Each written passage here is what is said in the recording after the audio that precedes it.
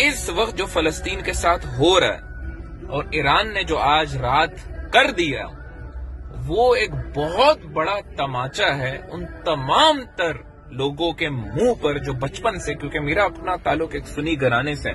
ہمیں یہی سکھایا گیا کہ بھائی ایران تو یہودی کا ایک ناجائز اولاد ہے، یہود تو پال ہی رہا ہے ایران کا، اور ایران مسلمانوں کا سب سے بڑا دشمن ہے، اور سب سے اچھا تو ماشاءاللہ سعودی ہے، کیونکہ خانہ کعبہ کی کنجی ان کے پاس ہے، ان کے خادم وہ ہیں، تو سب سے اچھے تو بھائی جو عربی ہے وہی ہے، جو قطر ہو گیا، یو اے ای ہو گیا، سعودی عربیہ ہو گئے، یہ تو ماشاءاللہ جنت کے فرشتے ہیں، یہی سکھایا جاتا ہے۔ اور آج مجھے سمجھ میں آ رہا ہے کہ سکھانے کی بنیادی وجہ یہ ہے کہ جتنے بھی مدارس ہیں ان کی جو فنڈنگ ہے وہ ہوتی ہی نہیں سعودی تیل کے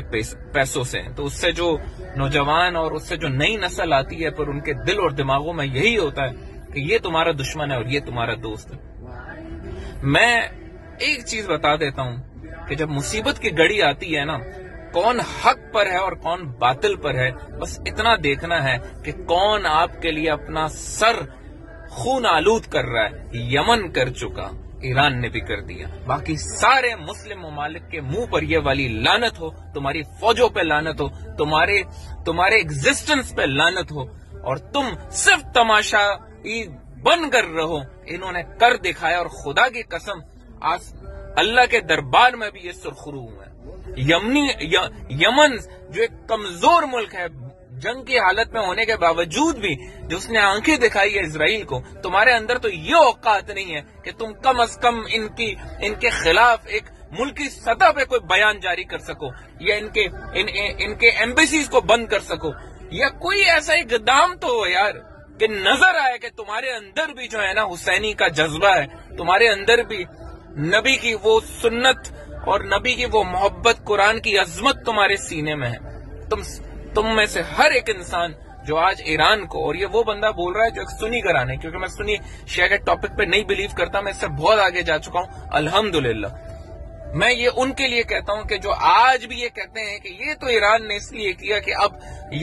یہودیوں کو کھلی چھوٹ مل گئی، اب تو وہ کر دیں گے، تباہی کر دیں گے سارے عالم عرب پہ، تو میں کہتا ہوں لعنت ہے عرب پہ، اس اربوں پہ جو $350 بلین فٹ بال کے سٹیڈیمز کے لیے خرچ کر سکتے ہیں، اپنی عیاشیوں پہ خرچ کر سکتے ہیں، کانسرٹس کروا سکتے ہیں، مدینے کے بارڈر کے قریب بڑے بڑے ہالی ووڈ کے پاپ سٹارز اور سنگرز کو لا کے نچوا سکتے ہیں۔ خدا کی قسم بیت المقدس کے بعد اگر کوئی ملک فتح اور آزاد ہونا چاہیے وہ خانہ کعبہ ہے، ان عربوں سے، ان ظالموں سے، ان بغیرتوں سے، کہ جن کو کوئی آج حق نہیں ہے۔ انہوں نے ہر وہ کام کیا ہے کہ جو نبی کی سنت کے خلاف ہے، جو نبی کی تعلیمات کے خلاف ہے، اور یقیناً میرا یہ دل ہے، یہ میرا ایمان ہے کہ ظہور مہدی کا وقت آ چکا، and today I feel the most happiest person کہ ایٹ لیسٹ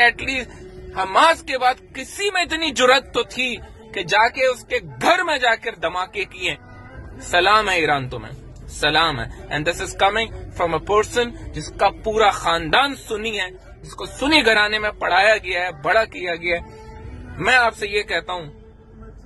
اللہ تعالیٰ کی سلامتی ہو آپ لوگوں پر۔ You have won the hearts of many people like me who are unbiased and who think rationally. Thank you.